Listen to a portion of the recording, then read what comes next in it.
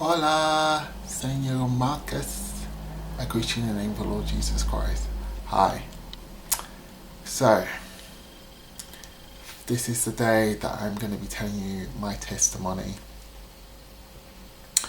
This is going to be Mark Fletcher's testimony, part 1. Now, before I tell you my testimony, this is going to be a really hard topic. It's going to seem there'll be violence, discussion of a sexual nature that some viewers may find distressing, that the testimony is suitable. It's not suitable for young viewers. This is a trigger warning, so you've been warned. This testimony is extremely tragic, painful. Also, I have a really colourful past, and it's very painful. It's extremely painful. But I feel like I finally want to tell my testimony in my own words, not what anyone else says. This is in my own words. So you've been warned about this testimony. So here I go. I was born, and I can't remember when I was born. I was born on March the 9th, 3rd, 84, to parents Maple Fletcher and Roy Taylor.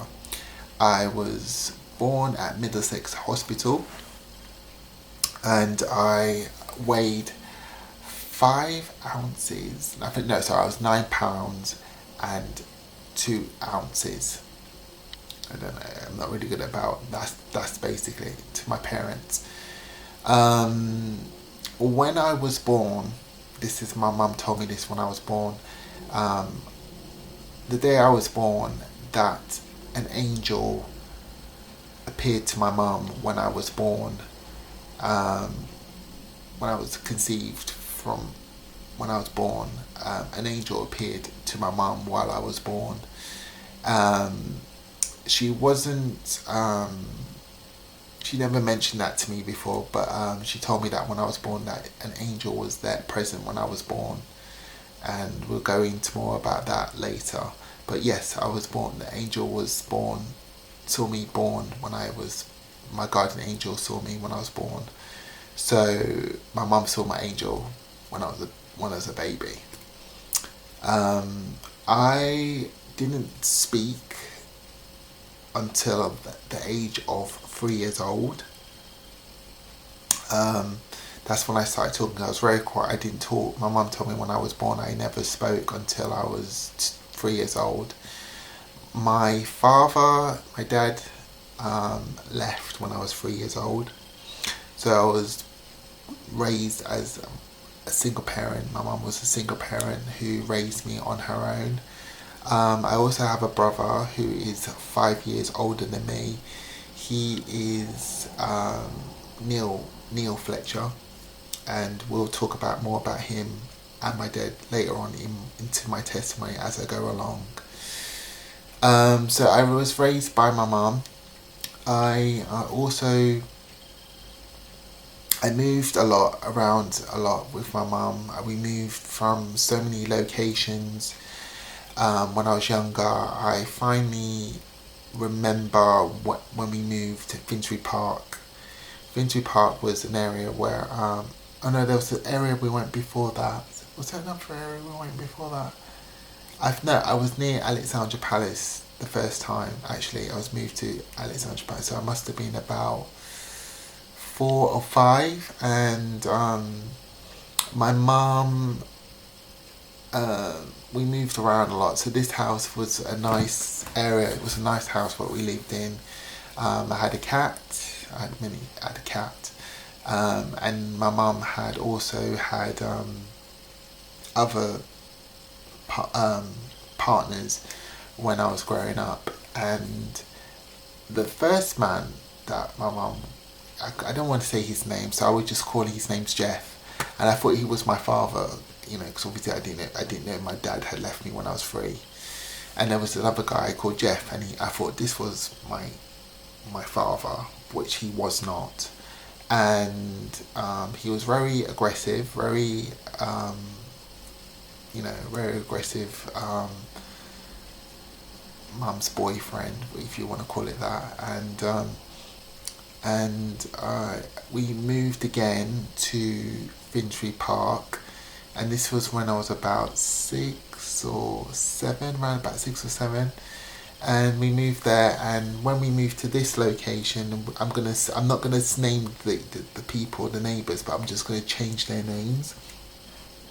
So their names was I'm gonna say their name was Trevor and Mandy. So these were our neighbours, what we was living with, and he was my neighbour was from a single parent background as well. So we used to play with each other, and we had a good friendship and everything. We got on really well. He used to play with me, and I used to play. He used to come up to my house and play with me, and then I used to go to his house and we play. Because we were just neighbours, so we only weren't far from each other. And we did some naughty things. We did some really bad stuff together, and some not so good stuff. He had a dog, and he had some other friends that I didn't particularly get along with. We did a lot of stuff like what most young children do, like going to people's gardens and trashing the garden, and then going back to our area after we've trashed someone else's garden. You know what I mean? Just as kids would do, right? And this is where it got a bit. Obviously, I didn't understand at the time that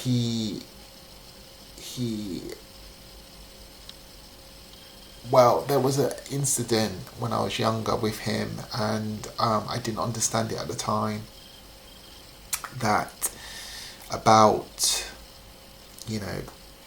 sexuality, and we went up into my mum's room, and I think my mum was in the sitting room. I can't remember what it was. I think she was in the sitting room, and he wanted to do something that I didn't understand because I was very young, and I didn't know that this Jeff, messing up the person's name now, but I'm not going to say his real name. We'll say his name's Jeff, and he wanted to do something really uncomfortable with me, which was something sexual, right? And I didn't understand it at the time because I was very young and I didn't understand what that meant. And we kind of started doing that, rubbing each other's bodies in each other and stuff like that, and I've seen all that. So when that happened, my mum came in and she saw that, and obviously I didn't know what was going on because I didn't understand. He knew what he was doing, but I didn't know what was going on. And my mum told him to leave my mum's house, and I got a beating from my mum. Because of what I had and what he had. So that kind of brings in the Bible, it would say, that brings up like a sexual spirit. And I got beaten for it, and he wasn't allowed to play with me ever again. The only time I could play with him is out in the garden so my mum could see us, supervise us.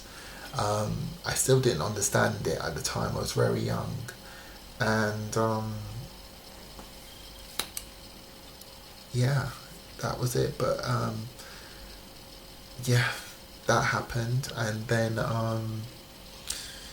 there was another boy that I used to play with as well, and this is very interesting, alright. This is quite childish here, but there was another boy who was I'm going to say his name is Sam.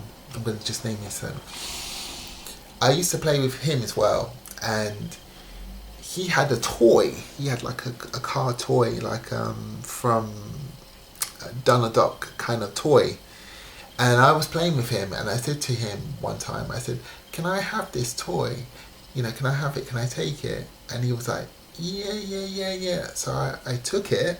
I took the toy, came back into my house, and my mum said to me, "Where did you get that toy?" "Oh, my neighbour said I could have it." And I was like, "Okay." Then that night when I think it was like night at time, the boy started crying,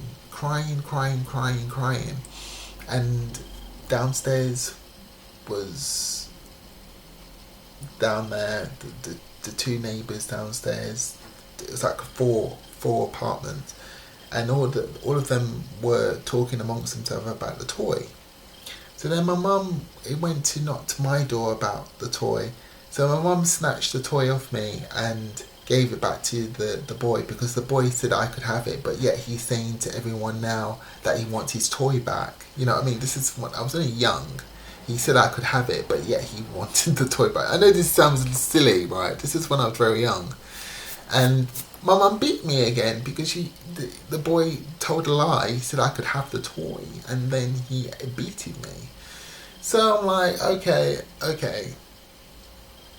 And then I was playing with the other children as well afterwards, after the next day, and everyone's saying I'm the troublemaker, and I had one boy who abused me, and then I had one boy who denied that he gave me his toy. So that's strike two, right?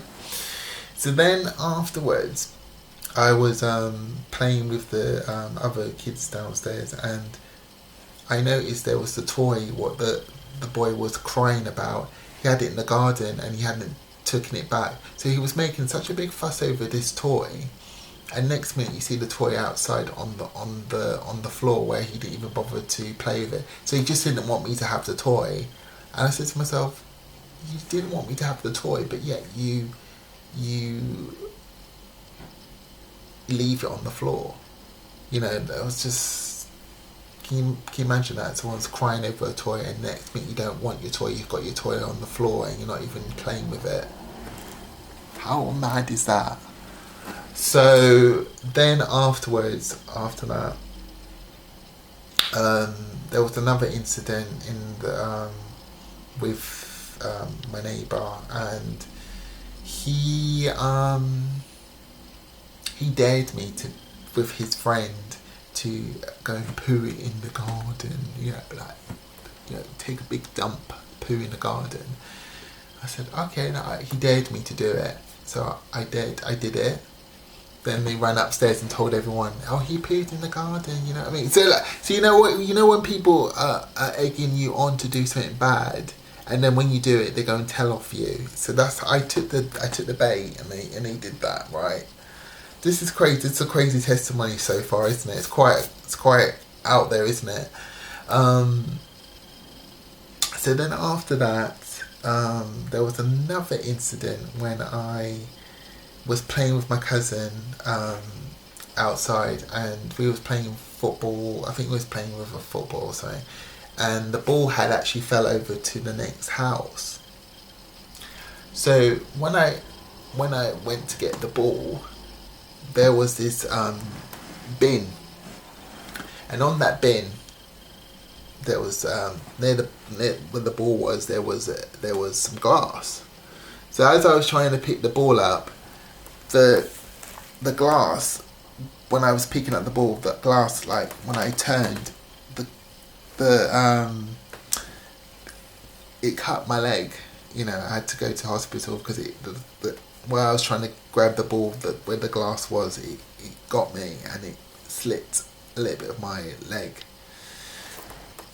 where I had the scar. So then I had to go to hospital, and then my cousin exaggerated that, oh, the dog bit me, because there was a dog down there, so he thought that the dog had bit me, and it didn't bit me. The dog didn't bit me. I got cut by a bit of glass when I was trying to get the ball. So then I had to go to hospital and have stitches where it is. I still have this scar today. And yeah, my cousin was saying, "Hey, Mark got bitten by a dog," and I said, "No, I didn't get bitten by a dog. I got a bit of glass foot slipped a bit